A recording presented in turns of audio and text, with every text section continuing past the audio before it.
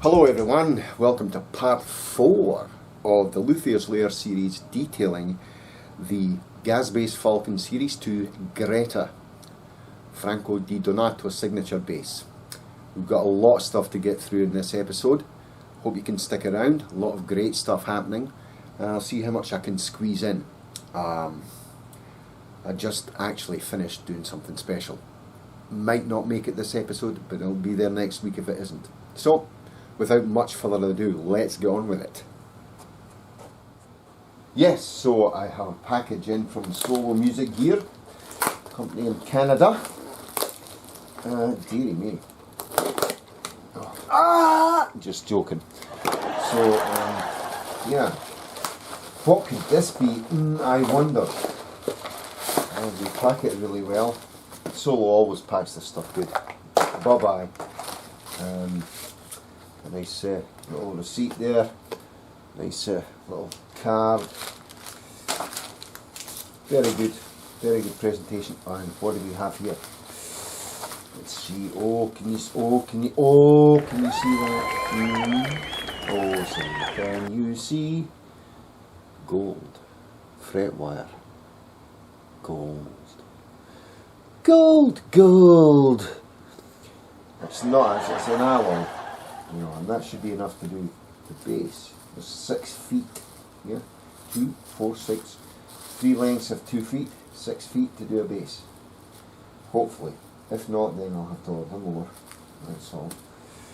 But I'll use my little trusty fret bender there to put it into radius, and we should be good to go. Yes, indeed. Does that look awesome? Post a picture on Facebook immediately for this, right? Anyway, yeah, looks good. Spaghetti. Well, okay, it seems I left the video recorder, the camera, going for a long time. For some reason didn't pause it. Wasted all my SD space, but never mind. So I've got this dialed in at 16 inches radius. This is my little fret wire bending tool. As you can see, I've done 10 frets already on the bass neck. What I do is I just plug this through here. Through it goes. Well, sorry about that, guys. There it goes. Right the way through. I've got a radius of 16 inches on that. Actually, I'll tighten that up a little bit because I'm not too happy with that. Here we go. That's better. Yes, indeed. That's much better. Gives me the 16-inch radius I want, as you can see. Ooh, dowsing rod. Dowsing rod. That's a dowsing rod. Oh. Anyway, so then what we do, excuse me, come across here. We'll size this fret up here. You want some overhang so you can trim it off and shape it and stuff. And we will cut that with our handy dandy fret wire cutting implement. And we'll stick that in there. And we'll press it slightly so that it's going in vertical. This is the hardest part actually, is to get this to just sit nice. And this one isn't sitting nice for some reason. It's because I'm filming it. That's what it's doing. And I get my fret clamps. I have a collar here that is 16-inch radius and a pad to brace the neck, and I will put it down over the top of the fret. Oh, see it lift there? It went right back in. I'll just push that in. It's in. Okay. Now what I'm going to do is I'll press from this side, then I'll press from the other side over the frets again, just to make sure they're in there, you know, and all even. And I'll inspect it to see that there's no gaps between the wood the fretboard, and again. There you go. And always, of course, checking that the LEDs are working. I didn't cut any wires inside the neck, which is always the risk. And we're good. See? Gold alloy fret wire, my friends. Awesome. Well, this is better than I anticipated. I just trimmed a couple of frets off there. They're gold alloy. And look at the sheen of the neck with the tung oil on it. The LEDs. If you look closely, actually, let me see if I can catch this. I don't know if I can, but the LEDs shine off of the gold frets, gold fret wire. It looks just, it's indescribable. I'll have to, you know, I'll have to play it and show you in a better light when it's done. But it looks absolutely breathtaking. I don't know if I've seen a bass that has stuff like this on it. I'm kind of proud right now. I'm kind of proud. I hope Franco loves it. It's looking great. Cheers! Okay, so the frets are installed and are snipped, but they're very sharp at the ends. So how do we get rid of this? Well, use our old trusty file block here. Has a straight edge cut in it for the file to sit in. As you can see, I've just ground down the handle on this file to fit in there. And it has an angled edge slot cut in it. So first of all, we use the straight edge, and I put 2 layers of tape over the fretboard to protect the frets. Then I'll put the neck on its side and just go along it like so. Okay. Sorry about that little interruption. As I said, flat side first, and I'm going to get the frets level with the fretboard. That's the first thing. They're still going to be sharp though when we do that. And I can feel these ones down here are actually almost there. So I need to work a bit more on this part of the board. Okay, these down. Now, once we've got those level, which you can feel with your fingers, that one is, that one, that's a bit high. It's very lightly you go over this, okay? So once that's done, I'll take the file out of this slot and put it in this angled slot, and that will give me the bevel that I want on the neck, on the frets. It'll give me a nice smooth bevel, and then I'll just hand touch them up and we'll be done. Same with the other side. I'll move the tape so it's protecting the frets, and that should be us done with the neck. And then it's just a case of I'll be putting a nice tung oil finish on the back of the neck. That'll bring out the grain, the bird's eye, and it will also protect the wood. So, well on our way now. Awesome. Okay, when you think you're done with the rough filing and shaping of the frets, you just run your fingers up and down the fretboard at the edge, and you shouldn't feel any catches. But the real trick is to get some terry toweling basically and run it up the sides. If you don't get any threads catching, you're good to go and do the fine work. And as you can see there, it's not sticking at all. So I'm not getting any sticking at all. That means we're ready to do some fine work. Now, there's several ways to do this. You can use a fine needle file, tape off the fretboard, and just shape the ends, which is the preferred way I like to do it, and then you can finish off the frets using, of course, these fret erasers. You go from 180 grit all the way to 2000, and these are excellent. These are really good. I'll do a 400 here.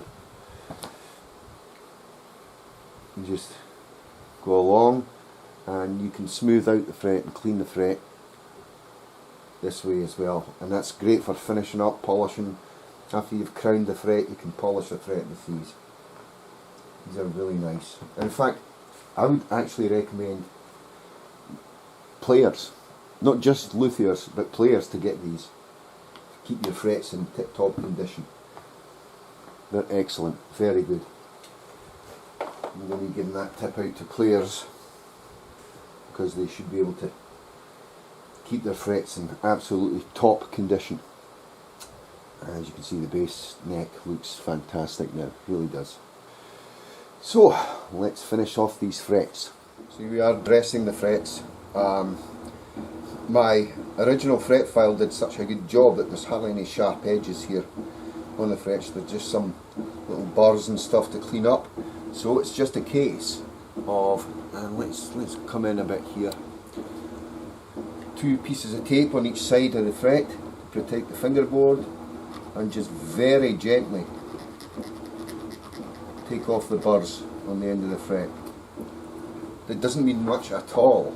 I mean, as you can see, I'm just going very lightly on this.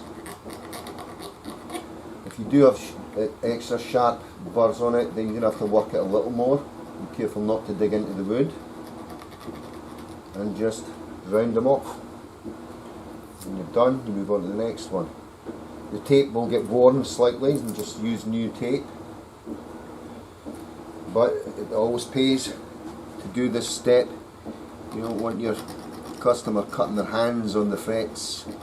That's a no-no. Put the care and attention into it that it deserves, and that your customer deserves.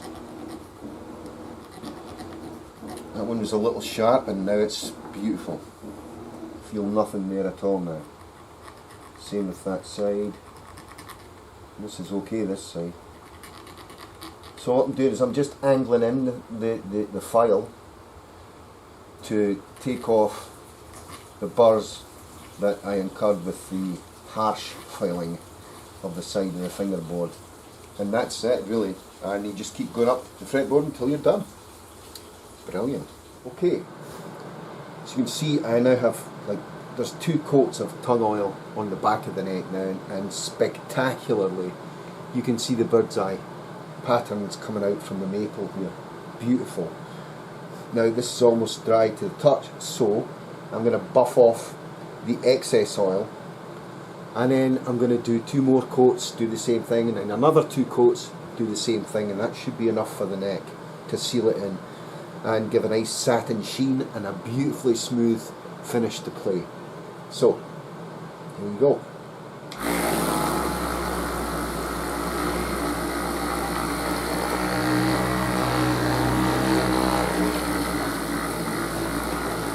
As you're buffing it up, you'll be able to see an even better satin sheen to the wood.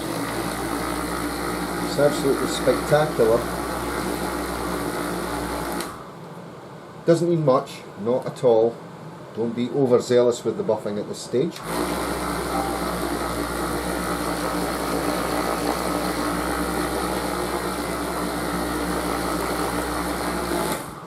And the last piece.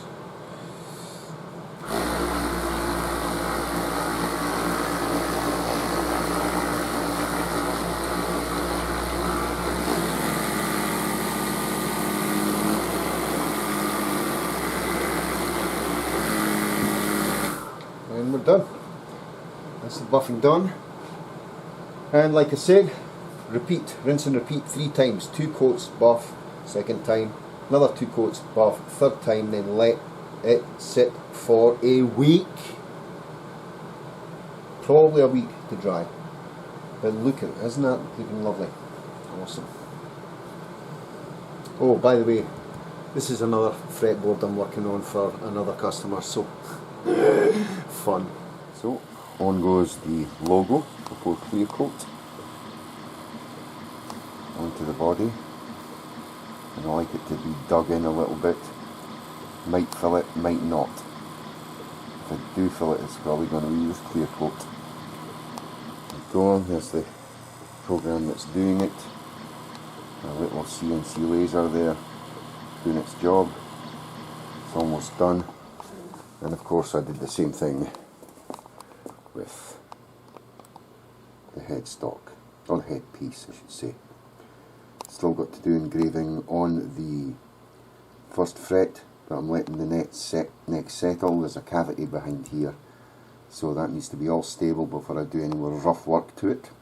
Rough as in handling it, roughly. Back to this, and we're almost complete here.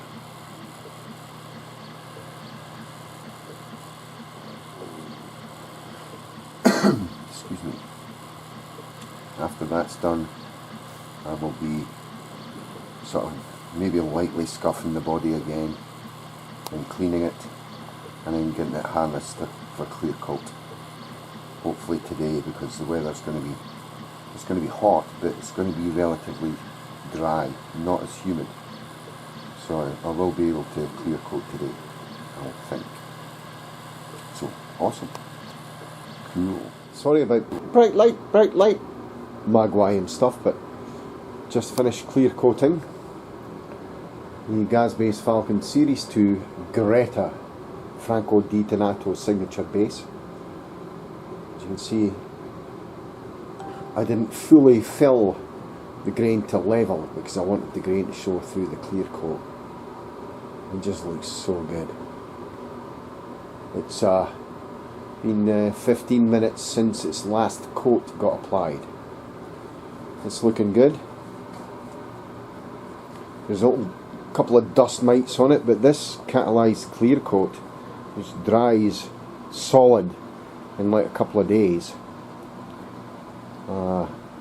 that stuff all rises to the surface and you just dust it off. It's great stuff. Look at that. Show the back. It's just gorgeous. The wood just comes to life. I mean, it has a 3D texture about it. Now I'm going to sort of go around this way a little bit.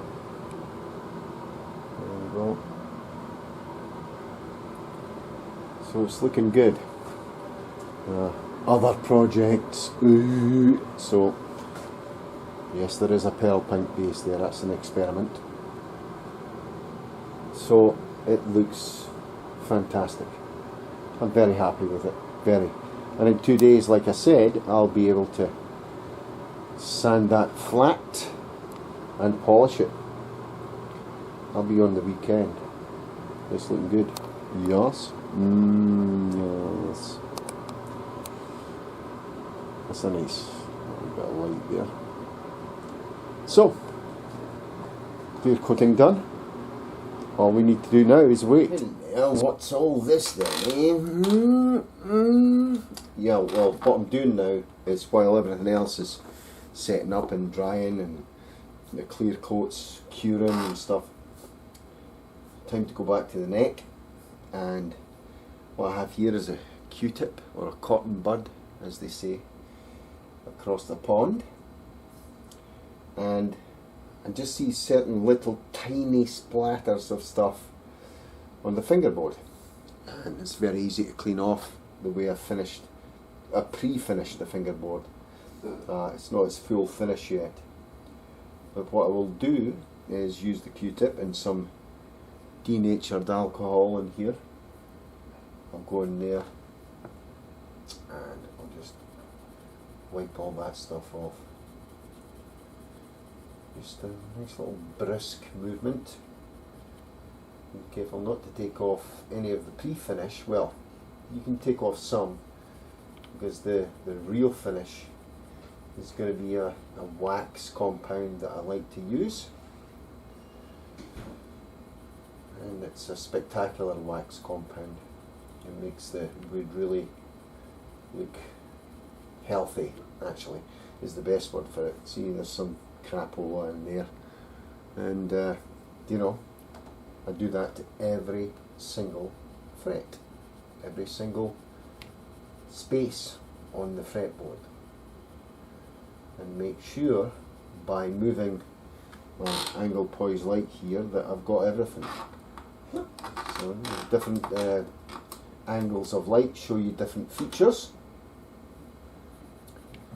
and those features can go unnoticed if you don't do that. So you just wipe that off and I'm good. One Q-tip lasts about 3 frets, I'm afraid. Until you get further up, then they'll last a little longer. And maybe go inside the frets there. You know, these are all seated beautifully. You know, and when it comes to actually assembling the bass, finally, I will detect which frets are high and low and stuff like that, like usual. Tap them down where they need to tap down, although it doesn't look like they do at the moment. And then I will accurately radius them. Okay, and then dress them. Fret dressing, that's what it's called. You don't just buy them out of the pack and stick them in. That's not the way it works, I'm afraid. Wish it was. But then if it was, everyone would be doing it, right? So, just one there, I see a little splodge there, I'll just wipe that off. Take that out. And this is the nice mellow part. I do like to do this to music. But, of course, I can't really play. I can play some of my own music, but it's crap. So, you know, I can't really play music online here because I'll get done for copyright, and rightly so. Musicians need to earn a living as well. You know, COVID has been very hard on performing artists, especially musicians who rely on concerts and crowds and gigs to promote their materials. It's all very well putting something online if you're a big superstar and everyone knows you anyway, but for the majority of musicians it's a very hard time, and we need to respect these people, you know, especially the really talented ones. I mean, there's some awful musicians out there, but some really fantastic musicians out there who deserve to be supported and who deserve to be successful. And it's a hard thing to do. You have to work your ass off. You have to work all the time. It's dedication. Dedication makes you successful, nothing else. Well, blind luck could have a part, I guess, but enough of my philosophical waxing here. Let me get on with this. Cool. Hey folks, sorry about the dingy towel. I'm going to have to buy new towels. Anyway, here's the control panel with the electronics sort of fitted. They're in place. It's not wired up yet. Now what I'm going to do is check some continuity. I'm just going to explain what every control is. This is pickup blend, bridge pickup, neck pickup. This is master volume. This switch here is cut mid, normal mid and boost mid. Okay, between 2, 5 and 800 Hertz. That's the bass control, middle and treble. So you've got 3 band and you've got mid options here. This is all for LED circuitry. This is dot inlay LEDs on. This is logo LEDs on, and this is a brightness control for the LEDs. Okay, let's turn this to the back now. As you can see, all shielded, and what I want to do now is test continuity between ground and the ground of the potentiometers here. Make sure everything's okay. So I've got my trusty Fluke 77 multimeter here, and I'm going to go this pot and plate.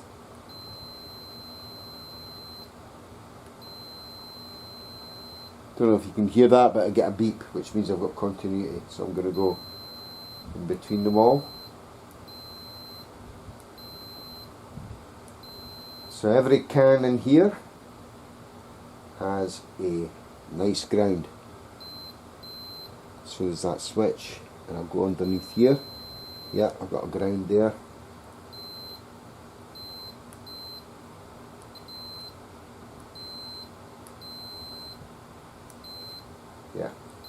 So everything's perfectly grounded now. Now what happens when I install this, I'll be taking a line from the bridge. The bridge will make electrical contact with the ground in the cavity. Everything will be grounded.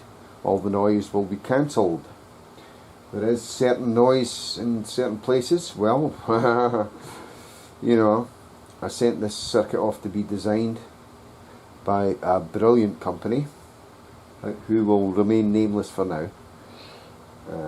I will tell you in the future, probably, if we strike a deal, that is. Yeah, no. And yeah, it just remains for me to wire everything up. Once the clear coat's all dry and everything, and I've polished and stuff like that, I'll be installing the electronics, and then we'll get some sound out of this thing, won't we? Yes. Awesome. Hey folks, it's sanding and polishing time of the clear coat. Yes indeed. And first of all, what's the reason for doing this? Well, when you look at the base here, you can see some imperfections in the clear coat where it's been applied. A little bit of orange peel, stuff like that. It looks shiny on first glance, but it's not perfect shiny.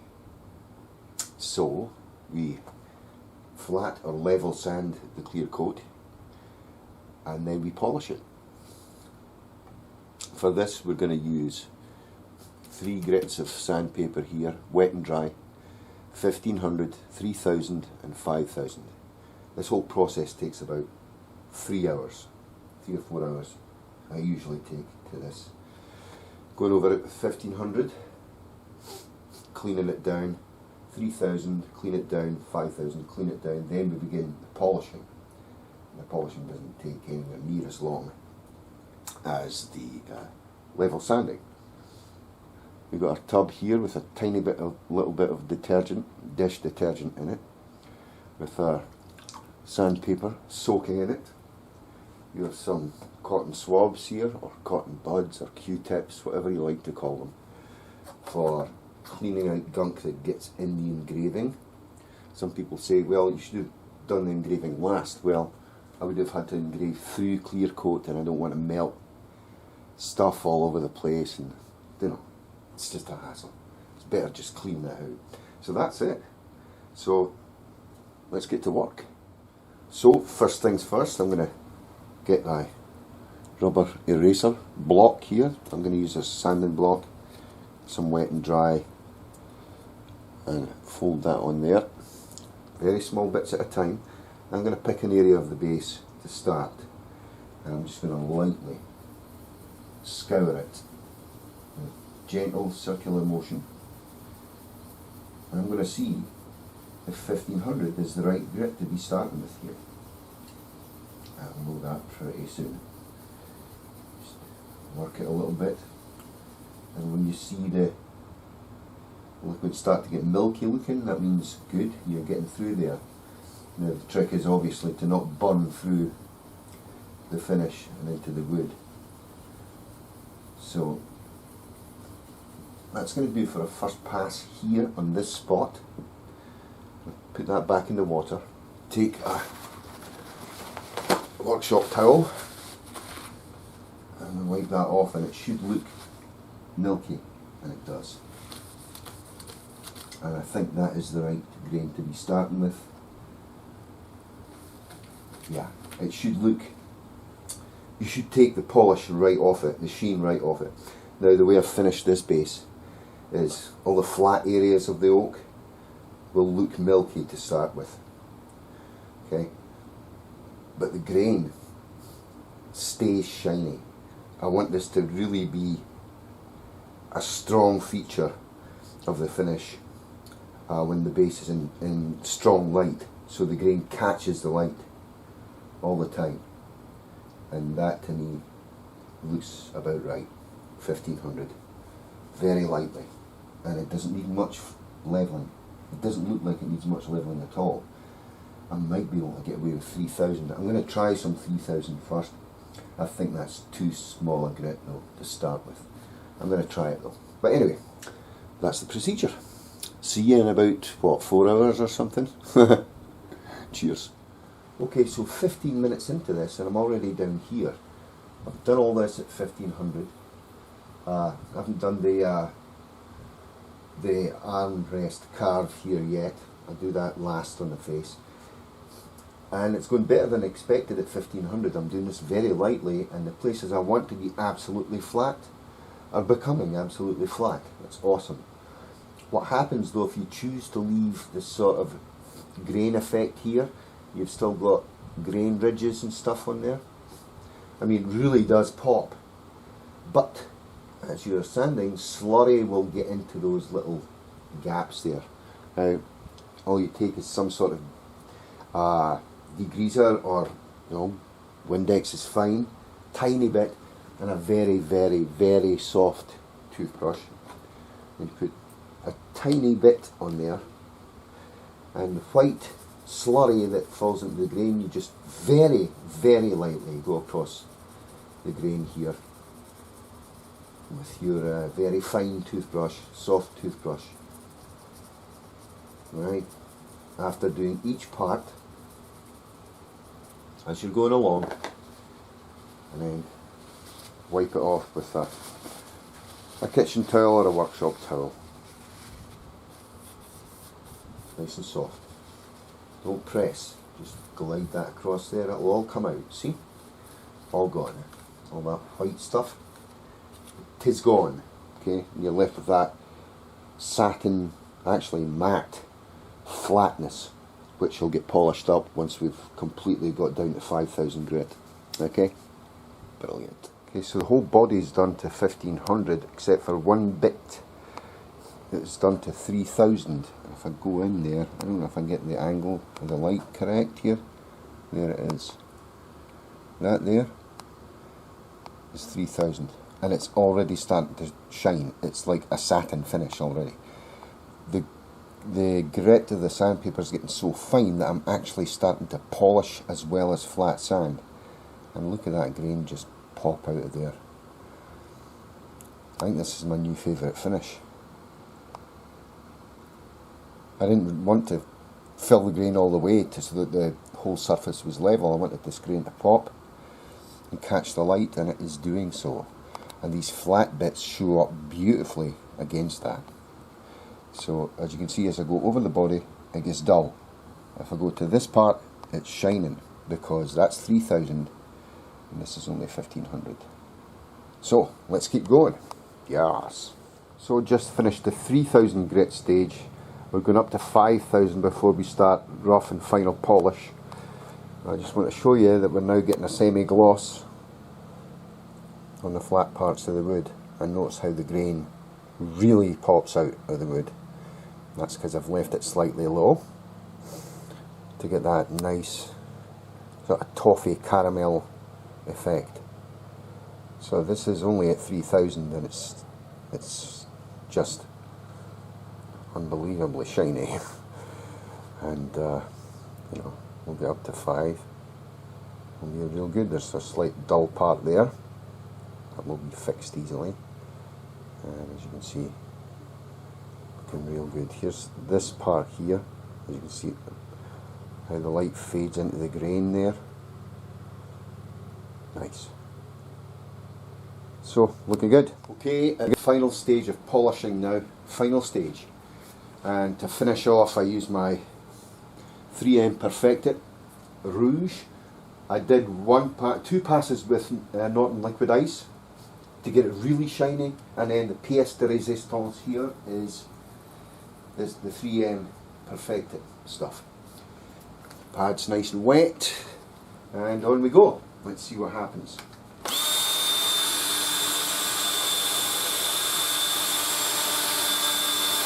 So it's going nice and gently over the top, don't need to press too hard. Some pressure, but not too much.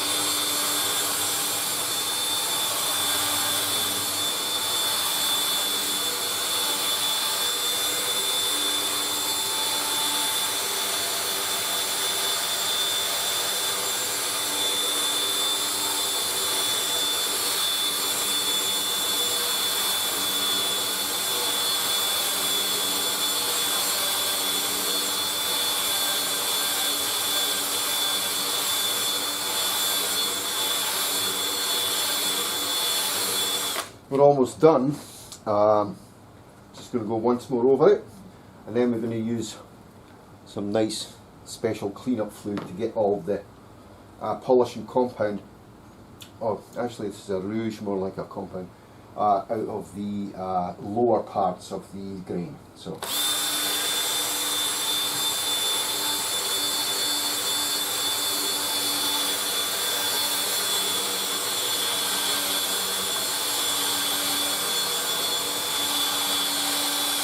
okay, we're done. So I'll take a couple of sheets of paper towel, just sort of wipe off the excess here, and look at the shine. Look at the shine. Like a freaking mirror. Like a mirror. Yeah.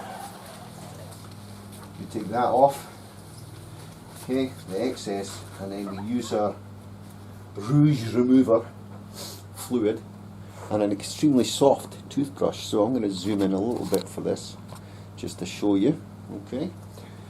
So pull some of this stuff on, not too much,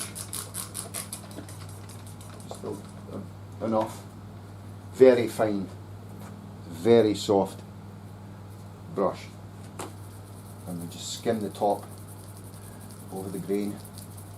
That shakes loose all the excess compound that got in there.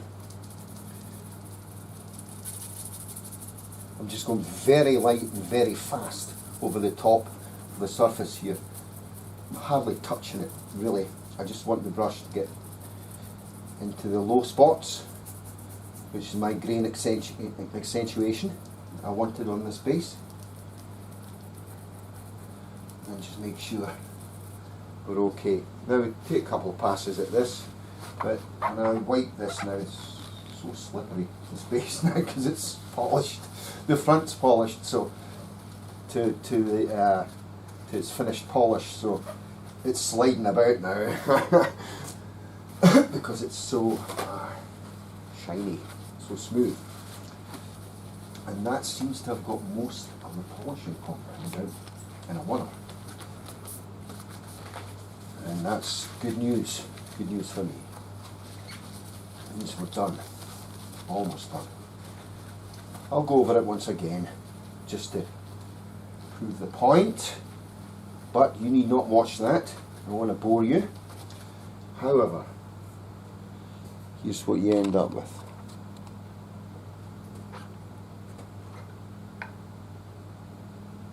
Look how shiny that is.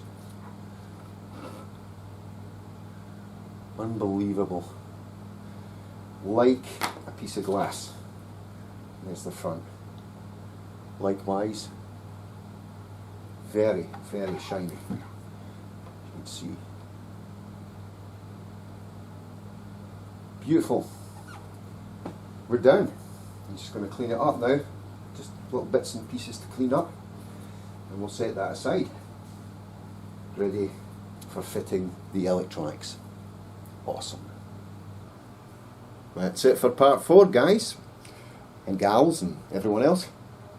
I'm glad you could join me for this episode.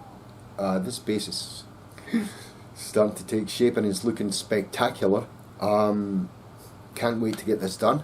Can't wait to see how it sounds with all these special electronics in it and stuff. So, like I say, that's it. Join me next time, where hopefully we'll be very near to a completed base. Yeah? I think so. Do you think so? I think so. Yeah, maybe, yeah. Maybe not.